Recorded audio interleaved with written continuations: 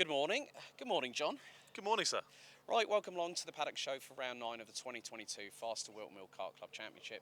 3 rounds to go, 32 races in total. We've already had the first barrage of heats, but some of the drivers not here this weekend, as we can actually hear the junior road taxi. Always happens. It always happens. Always happens. They always sound off those bleeding engines when we're about to start a paddock walk. But they sound nice, but they do. But some people might say it covers up our voices quite nicely. Well, hopefully these mics will come through for you lot at home. I'm sure so thank you fine. very much for joining us. But 3 rounds to go. Round 7 and 8, I wasn't here for them, but we had some great racing.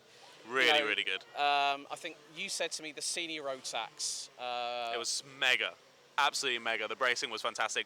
The best, it was the Heat 3 in the final, was the best racing I've ever commentated over. It was just fantastic. It was non-stop the entire time. So I hope we get some more of that today.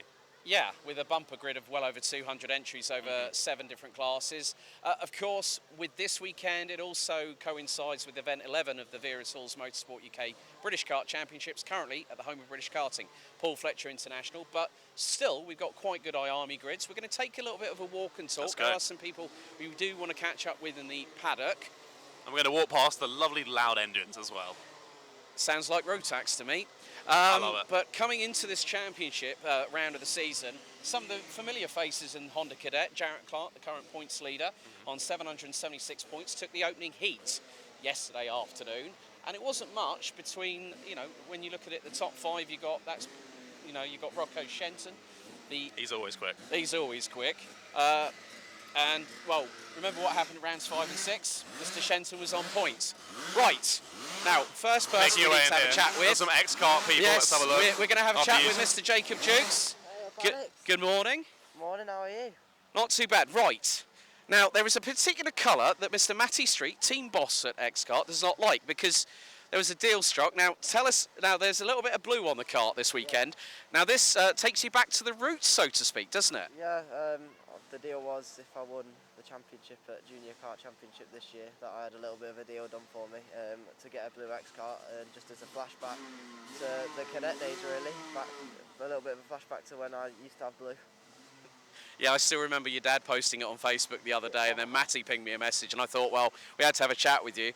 But obviously, you go into the final round of Junior Kart Championship next week at Ella Park, but still, you're in the top 10 in the championship. You've had a P3 this season.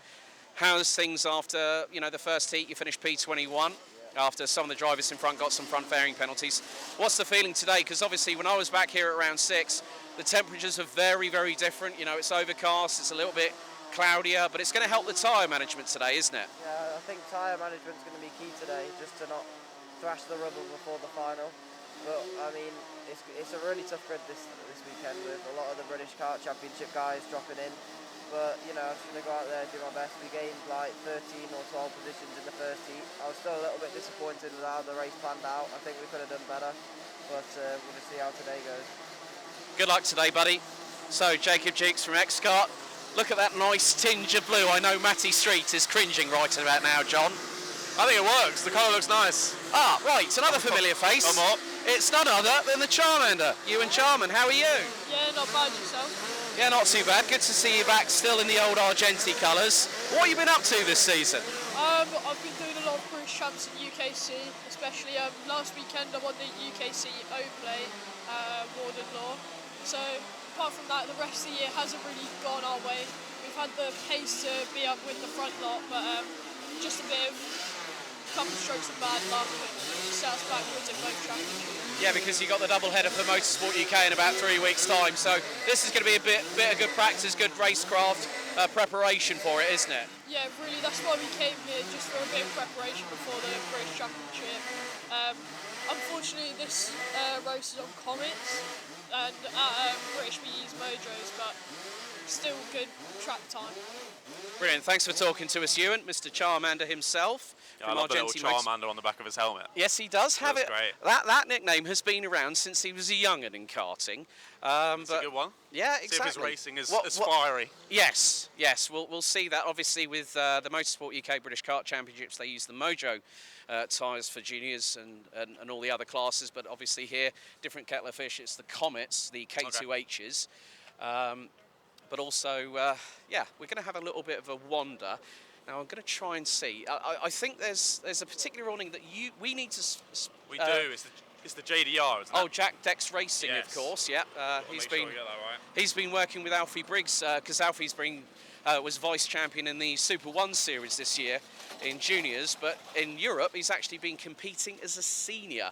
And did a pretty good job at the final round of the Rotax Euro Trophy at Wackersdorf last weekend, which was wet. It was not mildly moist, in the words of Jeremy Clarkson. It was wet. Tsunami conditions. Pretty much. I think we only got one race that was dry, and that was for DD2 in the second heat on the Saturday. Okay. But where you need a boat would be faster than a cart. Yeah, if you had a Bentley, you'd call it a Boatley. Oh, here we go. We've got a special request, it looks like. Let's have a go here. Right, okay. We've just been seconded. Right, come on. You can. I've done the first couple. Now it's your turn. Good morning, sir. What's your name? What class are you racing in? I'm Macaulay Guy. I'm number 38, racing an X30 Junior. Of course, Macaulay. I remember chatting with you before. How has it been going? How was yesterday? Heat number, obviously we had the heat number 1. Did that go all right? Much better than previous months. We started 5th, made a few silly errors on the opening laps, but we did it right in the end. We finished 7th, I think. So. Decent. Your kart was all okay? You didn't get any kerfuffles or anything? No. That's always the main thing. It's all ready for today. What's the kind of hopes for today? What's the plan of attack? So we're starting 21st in the second heat, so I'd love a top 15, and 18th in heat 3, so I'll try and get a top 10. Lovely, mate. Well, I'm sure you will, and we'll see you out there on track. Good luck. Thank you. Cheers. Thank you. Right, whilst we're at KR Sport, I've recognised a familiar face and collared him straight away. Archie Walker, number 93 in Senior Road Tax. Firstly, well done at Kimbolton a couple of weeks ago, but this is good preparation for the final double header in 3 weeks' time. How are you feeling? I know it's going to be a bit different with mojos and comets and all that kind of stuff, but fastest lap on the last lap of the first heat yesterday, finishing P12.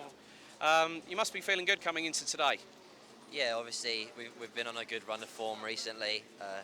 Last 2 rounds of British Champs, 2 podiums, so we're just hoping to carry that form into the last double header here at Whilton. Yeah, unfortunate to get a nose yesterday, but feeling confident for today.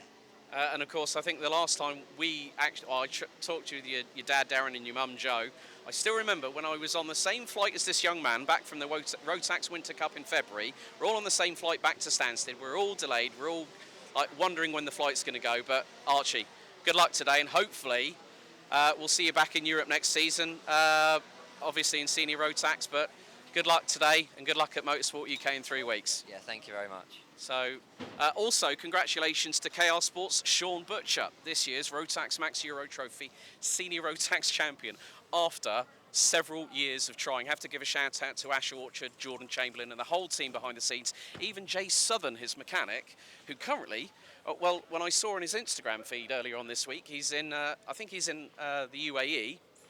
And what's more, A bit warmer than here. well, it was wet and there was a twister, and he posted the rainfall on Instagram, and then all of a sudden I went to him. He went, come to Abu Dhabi, they said. And I said, reminds me of Wackersdorf last week. But congratulations to Ash, Jordan and Sean and the whole team. Great effort from that crew. They're going to be strong next year. They're always as strong as ever in the Motorsport UK British Kart Champs. Here will be no exception for round 9. So I think we got a bit sidetracked, didn't we? We need to find A little bit. Jack Dex Racing. We can have a little walk around. We'll see if we find them during our 20 minutes. Maybe they're a bit further up. I'm not sure. No, we'll have a look. That was actually the first of your interviews which I could actually hear, which was lovely. I know. No it's roaring so car nicer. engines. It's so much nicer when we're not on the dummy grid or by the dummy grid, and all hell breaks loose when they rev up those 125cc Rotax Max Evo engines. I mean, it's lovely, and the smell of a kart track, just what always brings me back. It's fantastic. The 2 strokes. As we say that, there's another one warming up here, but Yeah, that's the one of the that's the number 51. I think looks to be in the mini class there. You can just.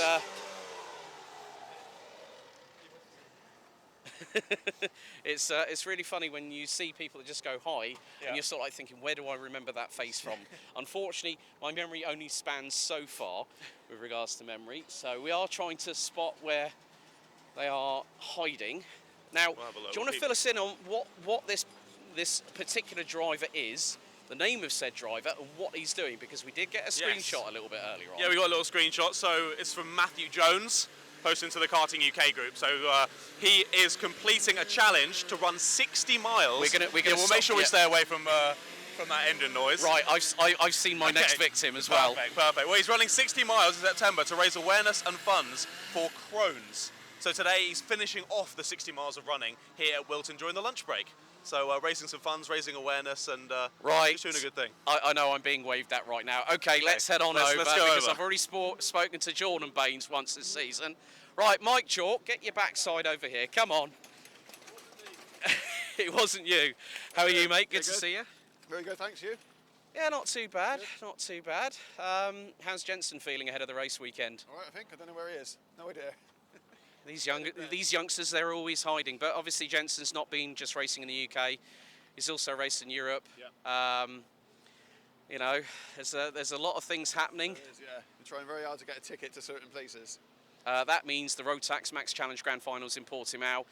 We have to give a shout out to Albie Friend and Jacob Ashcroft, who went to the Road Tax Grand Festival in Kerpen. That was done through the Chrono Karting, who run the Dutch Road Tax Max Challenge. But Jensen's had a very, very interesting season this year, hasn't he? Yeah, very interesting. If you could call it that, yeah. I think without using any curse words, I think that's probably the best we're going to get, isn't it? Yeah, it is. But as a dad, you know, me and Jensen, we've known each other for quite a long time. You know, how happy is he when he gets back behind the wheel of a car? He's like literally visor down, straight on out there, and goes to town, doesn't he? Yeah, he does, yeah. He just completely switches on when he gets in it. Just the rest of the time he's just moozing around doing nothing. He's supposed to be here now, but he's not here. Oh, dearie me. One driver that might be in trouble with his old man. Well, Mike, thanks for talking to us, mate. Have a good one. So, as you were saying, he's the chap is going to be running the rest of the 60 miles during the lunch break. Indeed. Around this 1,200-metre circuit here at Whilton. I'm not sure how many miles they have left. Hopefully not too many. Or they're going to be running quite fast during the 30-minute lunch break. Well, hopefully he hasn't got that much distance, because otherwise he'll be knackered when it comes to the finals a bit later on. That's very true. But he's a karter. He's going to be shredded already. They're always nice and racing fit. So I think he could do the run and then get on with the finals, and he's going to be perfectly fine. Yeah, we're going to keep over here at the moment because of the fact that warm-up is actually happening, because the racing gets underway at 9:45. But looking at the championship standings, so we're first going to go to Honda Cadet. Jarrett Clark leads the way on 776 points, picked up the Heat 1 victory yesterday. 17 ahead of Rocco Shenton. Then you've got Finn, and Rocco, we know, is dynamite around this circuit. He's right. Pretty quick. There he is, finally. He's emerged from his pit, ladies and gentlemen. There is Jensen With the helmet bag. With the helmet bag as well. Getting ready.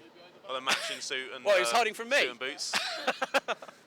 It's understandable. Well, when it's drivers that I know very, very well, some of them are very, very photogenic, or some of them are completely and utterly camera shy. Yeah. But Rocco Shenton, you know, clean sweeped both rounds 5 and 6. He's currently second. Finney Lines not too far behind. He's on Very 710 points. Oliver Majewski and Max Endicott ran out the top 5. But currently, the driver that was the class of the field was Emerson McAndrew Ewan, both at around 7 and 8, winning the final on both successive rounds. Dominating. And picked up 3 heat wins, the 2 finals, and also a second in the process. Yep. Actually didn't place outside of the top 5. Finley Hines leads in Army Cadet, 31 points ahead of Max Mason. Then we've also got Levi McGrath, third. Enzo Butarazzi, who never fails to excite round this circuit. We've seen it before. He's always there. He's there or thereabouts. I think he needs to kick it into high gear for the next 3 rounds, including this one. If he's going to go for the title, then yeah, he probably does. And then Austin Gibson, who won the first heat yesterday, rounds out the top 5. But George Edgar, one of the many drivers that are in Army Cadet, did a really, really good job. Won the final at round 7, and then round 8 it was Will Green that won every race, with Joseph Smith and Harry Clark rounding out the top 3. However, Joseph Smith is here, so could advance in the championship standings. Yeah. Minimax Josh Salvadori leading by 1 point. It's super close. It is super close because both Michael Dalton and Lucas Blanford are tied on 707. I know for a fact that Lucas is going to be making the move up to cars very, very soon. Yes. And you said only 13, wasn't it? I think 12 or 13. I'm not 100% sure. But the talent that that young man has is incredible. worthy of it. I mean, obviously, last time out he did not compete in Heat 3 or the final because he picked up an injury, didn't he? Yes. On Heat 3 because they had to red flag and then restart the race. He was Yes, I remember that now. medically. He was assisted by the medical team here at Whilton off the circuit and couldn't compete for the rest of it. And then you look at it from that time. I mean, Dalton won the final at round 7. Oliver Smith, who's 10th in the standings, won the final at round 8. Junior X30, Henry Gregory, 10 points ahead of Micah Taylor and Kai Bacchini, who I did not see on the entry list this weekend. No. I think he might be avoiding me when I'm actually here, because we will, Mr. Bacchini, get you on a paddock He can't walk. say that he's camera shy, though. No, he can't. No, considering the He fact he definitely was isn't. working alongside a good friend, Chris Stevens, for the double header for the London XL for Formula E this year. Okay. So, Very impressive. and he's still doing commentary at the moment, so he's enjoying it, but he's also enjoying his racing. That's why he's P3 in the championship. And he's got a good stable over at Croc Promotion. It's always the joke that if someone's good in the commentary box, they're never usually that quick out on track, but Kai Bacchini definitely breaks that rule. That's very, very true indeed. Junior Rotax, Sam Baker, leads by 27 points ahead of Spencer Braun. Spencer's been on a charge. He back picked up the the Heat 1 championship. victory yesterday. Interesting. So he's only 27 points behind. He could close in and maybe pass Baker. Yep. Zaki Hussain rounds out the top 3. Then you got Jess White and Mikey Porter completing the top 5. Right. Rogers won both heats in a final back at round 7. That was Jamie Rogers, and Braun took the final ahead of Sam Baker and the man that we caught up at the top of the Paddock show, Jacob Dukes, who rounded out the top 3. Gotcha. And congratulations to Jacob and his dad Dean, and also to Matty and the team at X-Kart for getting the Junior Kart Championship win last time out, which I think was at Houghton Park. But Senior X30, it's been the Lucas Sellingham show, hasn't it? I mean, he's 134 points ahead, and he's going to very much easily, if he hasn't wrapped it up by this round, he'll wrap it up at the penultimate round of the championship. And it's not like it's an easy championship either. Like, there's some really, really quick guys in there. We've seen brilliant racing as well, but yeah, every time we watch him, it's always we see Lucas Ellingham just flying through. And to be fair, I think I'd forgotten. I think the round before last in the final, he only came second, but previously, since then, he's then done many, many wins, and he continues to extend his lead, as you say. Yeah, I mean, Harry Torpy and Alex Johnson ran out the top 3 in that championship. Yeah, I think it was Harry Torpy that just pipped him in round 7, I think it was, at the end. But other than that, he's not really had too much challenging stuff at the top anyway. Yeah, and then Senior Rotax, last but by no means least, Scott Smith, 2 points ahead of Harry Gibson. Ryan Willis rounds out the top 3 on 656 points. So top 3 in that are quite close. But then you've only got a further 28 points separating the rest of the top 5, because you got Alfie Brooks and Jamie Perrelly. But then, Jamie Rogers, who was a new entrant for, I think, last time out at round 8, took the Heat 2, Heat 3 and the final victory, so took a very, very big score. And those races were ridiculous. Like we were saying at the start, they were just crazy. Like the top 20 going to the last couple of laps, any of them could have won. It was ridiculous, the amount of changes. And last time out, we also had Steve Alvarez-Brown on the grid, which was brilliant. And he had some really, really good overtakes. I was very impressed, but I don't think he's here today. No, he's not here today, because I know for a fact that Steve, on his social media, under the alias @SuperGT, sorry, had to do that one there, well, that's what everyone knows him as. He's quite recently, he was invited to go over to the Total Energies 24 Hours of Spa to work with Fanatec. Yes. But he's also racing Radicals this year. So you're seeing drivers that have come from the sim racing world, like Steve, like, say, Jimmy Broadbent, who have made the transition. Jimmy Broadbent with Gordy Much in the Praga Cup this year, which runs alongside the British Endurance Championship, under the Brit Car side of things, is a proven race winner. And it just goes to show that, folks, if you do get into sim racing, karting and real-life racing aren't that far away, are they? Yeah, especially nowadays. Like, the technology is just getting so much better. It gets so much more realistic. And the only thing that they're really missing on the sims now is the feeling in your body of the movements and the G-forces, but they are starting to get to that as well. I've seen there's been a couple of products which have started to try and do it. Haven't quite got it yet, but I'm sure in the next 5-10 years it's going to be almost unknowable whether you're driving a sim or whether you're driving real life. Well, that really wraps up the Paddock show here at Whilton Mill Kart Club for round 9 of the championship. So let's get back to it. Let's go racing. Sounds good.